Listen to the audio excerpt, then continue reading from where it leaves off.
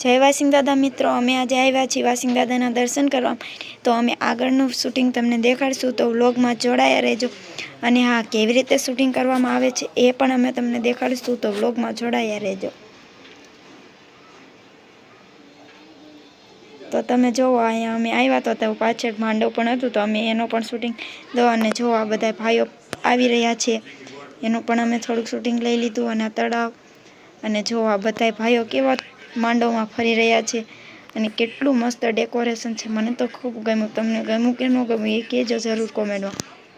જો આ પાછળની બધી વાડીઓ, તળાવ, ડુંગર કેટલું મસ્ત લાગી રહ્યું છે. મને તો ખૂબ ગમે છે.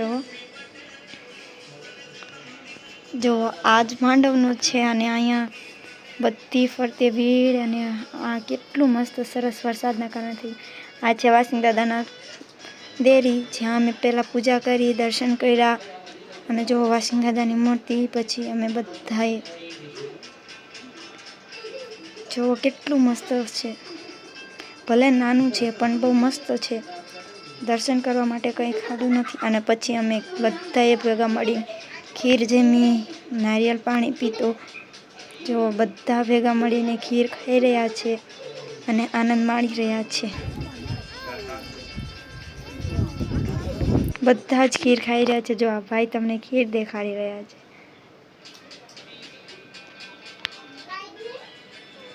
બધાએ ભેગા મળીને ખૂબ આનંદ કર્યો અને ખૂબ મજા આવી. અને ખીર પણ સરસ મજાની જેમાં. તો તમને વ્લોગ ગમે તો લાઈક કરજો, શેર કરજો, સબસ્ક્રાઈબ કરજો અને બેલ આઇકન બટન દબાવવાનું ભૂલશો નહીં.